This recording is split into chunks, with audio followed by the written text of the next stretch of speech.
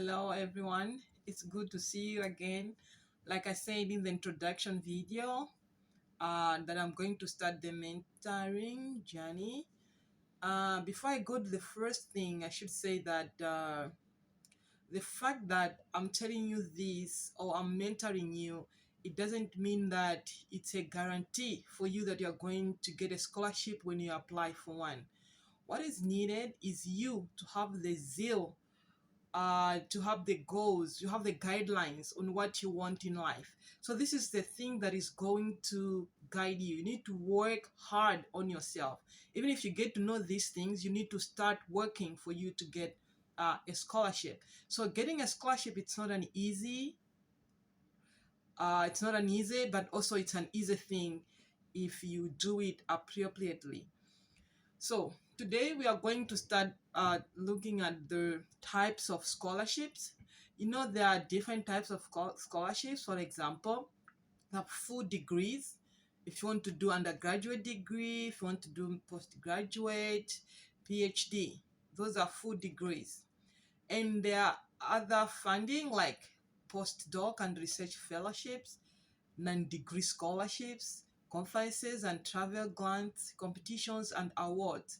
So the other ones I've mentioned, like the fellowships, non-degree scholarships, travel grants, and the competitions and awards, these are the ones that sometimes are going to help you to get a full degree scholarship.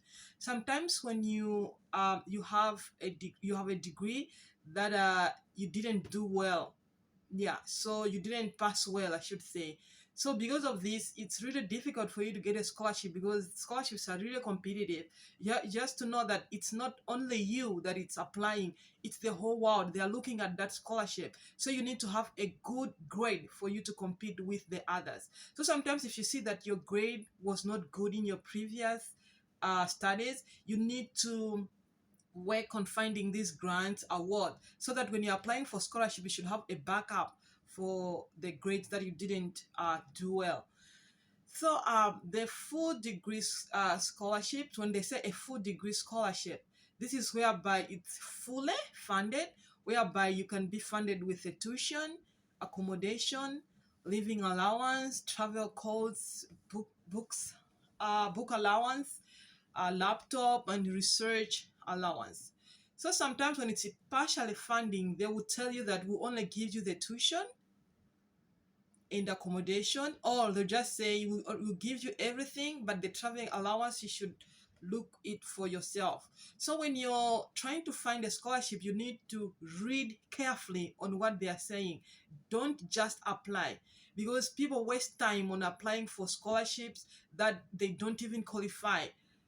So you need to read carefully on what they have written, on what they need for you to apply for that scholarship, or what they are going to give you, because you might find that they say they want to give you the travel, they will not give you the travel allowance, and you have applied, and then the time comes you cannot go, you don't have the money to buy a ticket for yourself. So you need to see carefully, to read carefully on what they are going to give you.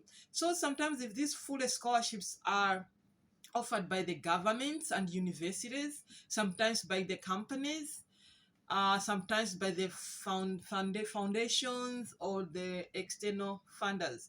And also sometimes these full scholarships are restricted, like they will give you eligibilities. Like, for example, they'll say it's only people from Malawi that are going to apply for this. And also sometimes they say we are only looking for people who have got a financial need, or we are looking for people who has got a high merit, or sometimes it's specific to a special group or a geographical region. Yes, so you need to read all those for you to know what you're getting into. So studying abroad has got very limited funding opportunities. So like I say, you need to work hard because you're competing with a lot of people around the world. And most of the times application of this fully funded scholarship, sometimes when you apply for the scholarship, you're applying for both. Like you're applying for both the admission to the university and the scholarship. But sometimes they will let you apply to the university first, and when you are picked, then you apply for the scholarship.